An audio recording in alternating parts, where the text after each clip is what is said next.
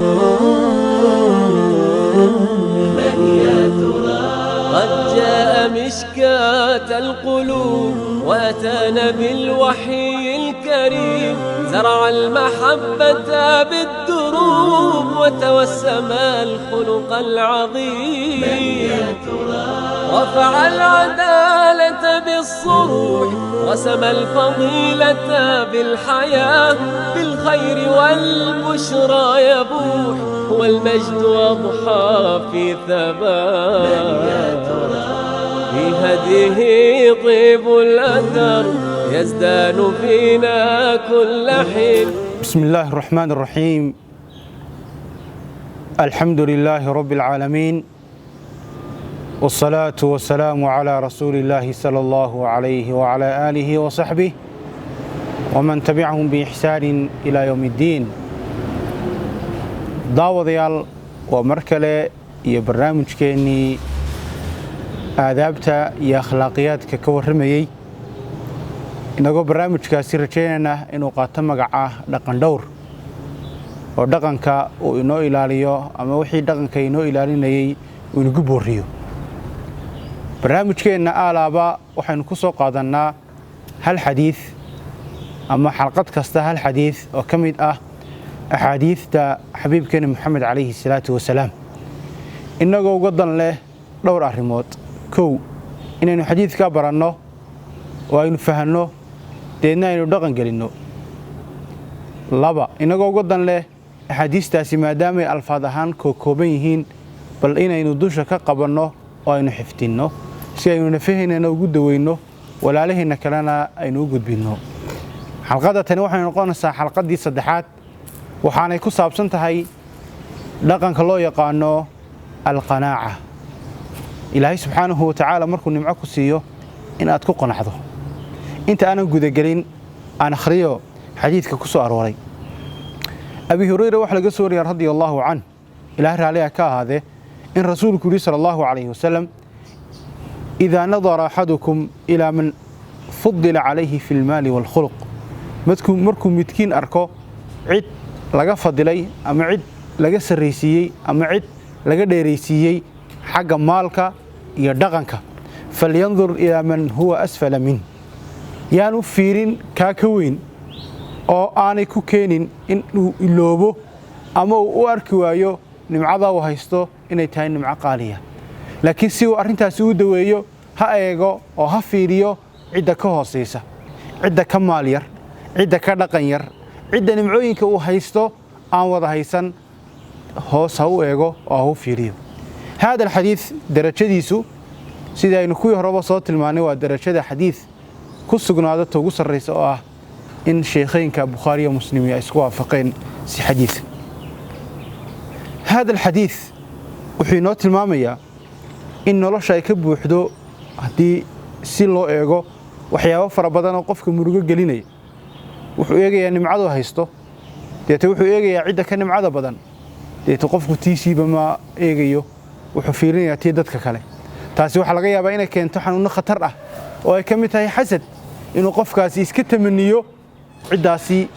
dheeraadka la siiyay ama fadliga Ilaahay subhanahu wa ta'ala uu siiyay إني كبزو شبع سبحان الله كاسين وردقن آديات حن. هذا الحديث وحي إن قد وين يا دقن كالله يقان حسدك هدي له إن معكو سيو هأيجن عدة كان معذ بدن لكن واحد اكتا عدة كان معذير لكن هدي أتسكو قيميسو أو إسبربر ديكتو عد كان معبدن هذا دادو هايساتو بلا قاريات هاي متجواري بدن لا ديكتو هذا دادو تهاي ميدان قريه هايسن أديكتي ميد قريه بدن haddii adigu aad tahay midaan maal badan haysan laakiin aad eegto mid maal badan haysta waxay noloshaada ku keenaysaa dhaawac iyo culays aad iyo aad u fara badan oo aan qaadi karayn oo mararka qaar keenaya in murugo iyo ciil fara badan uu ku qabto deete Ilaahay kama yeelay aad ku dambaabto oo Ilaahay ka maraysato waxaan fiicneen laakiin maxaynu taa ku daweynanaa Ilaahay hadduu ku siiyay hal il waa labada indhood ee qaaliga hadduu hal il ku siiyay waxaad eegtaa ka aan haysan hadduu Ilaahay subhanahu wa ta'ala hal gacan ku siiyay laba gacan oo fadliga dheeraadka ah waxaad eegtaa kaan laba gacmood haysan haddii Ilaahay subhanahu wa ta'ala ku siiyay guri bal waxaad eegtaa kaan guriba haysan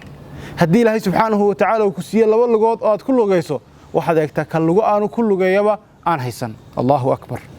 hada alxadiis wuxuu inagu boorinayaa dhaqanka loo yaqaano alqanaaca. ilaahay muslim ku siiyey way farabadan yihiin. idan wax laga maarmaan ah in aynu ku dadaalno markaynu doonayno inaynu cid isbarbar dhigno in aynaan isku barbar dhigin cid naga sarreysay aynu ku dadaalno in aynu isbarbar dhigno cidda inaga hooseysa si nimcada aynu haysanaa ay qiimo noogu yeelato. waay hada alxadiis wuxuu inagu dhiirigelinayaa laba arrimood ama uu inoo sheegayaa laba qodob oo haddii dadka muslimiinta laga helo ay arrin aad iyo aad u qiimo badan ay ku sugnaanayaan. dhaqanka koobaad wuxuu yahay haddii aad aragto cid ilaahay subxaanahu wa tacaala uu siiyey waxaanu adiga ku siin oo kaa fadli badan waxaad isku daydaa inaad dhaqan ka dhigato dhaqanka loo yaqaano asabr ood sabirto. haddii aad aragto cid adiga kaa hooseysa oo ilaahay subxaanahu wa tacaala adiga kaa dheeraysiiyeyna waxaad dhaqan ka dhigataa dhaqanka loo yaqaano ashukr. idan dhaqanka qofka muuminkii labadaas u soo wareegaya ashukr والصبر الشكر والصبر. حديثكي يسقون عجيب كهاي كشيكيني دقن كقفك مؤمن كمحاكمها عجبا لأمر المؤمن إن أمره كله خير وحياب له أرن كقفك مؤمن كه أرن كيس أردن وخير وسيدو خير كل نقضي هذا يدب على يشو وكو صبراء هذا ده فلانا وكو مهنقا أرن كنوع عاصي نوم يسكن عن قفك مؤمن كمويانا عدك. إذا ولا ليال وحنسكو بورينا إن قفك مسلم كي لبدا عباده يا الشكر والصبر ودحيه. إذن هذا الحديث أي مرة بعد كسعلنا ورسولك صلى الله عليه وسلم إن ليه إذا نظر أحدكم مركم يتكين أركو أما أفيريو إلى من فضل عليه عيد لقى فضل أما كديراته في المال حق مالك إيا والخلق حق دقنك محمود كدوين يا فلينظر هفيريو هايغو إلى من هو أسفل منه عيد يساك كوسيس. هذا الحديث وحن نقول لي رجلنا يا إنه نمعين كأنه هيسنو aynu dib u fiirino waxaynu markaa ku soo gabagabeynaa walaaliyaal waxaan isku diranaa bal qof walba intuu warqad iyo qalin soo qaato mas'aladana ka jawaabo maxay sheegaysaa mas'aladani kow bal waxaad qortaa inta nimco ee Ilaahay subxaanahu wa ta'aala ku siiyay bal maanta tiri haddii ay dhacdo inaad in badan tiraahdo alla ilaahu muu siiyo ilaahay hebel waxa uu siiyay miyuu siiyo aad tamiini lahayd oo aad hebel u arki lahayd inuu kaaga sareeyo oo taasay ku keenin lahayd warwar farbadan bal waxaad soo qaadataa qalin iyo warqad deeta waxaad qortaa imisa nimco ay Ilaahay subxaanahu wa ta'aala ku siiyay ma 10 ma 20 ma 30 ma 35 ma 100 si farbadi markaad waxoogaa qorto waxaad ku daydaa inaad Ilaahay subxaanahu wa ta'aala u mahadnaqo Ilaahay subxaanahu wa ta'aala ugu mahadnaqo nimcooyinku waxaynu ku helanaa in nimcadaasi ay daa'imi noo noqoto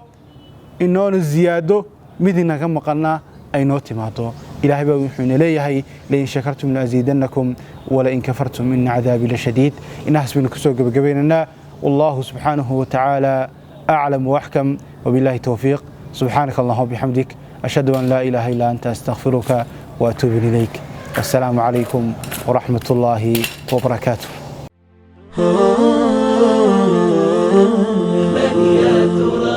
قد جاء مشكاة القلوب وأتانا بالوحي الكريم زرع المحبة بالدروب وتوسم الخلق العظيم رفع العدالة بالصروح رسم الفضيلة بالحياة بالخير والبشرى يبوح والمجد أضحى في ثبات في هديه طيب الأثر يزدان فينا كل حين.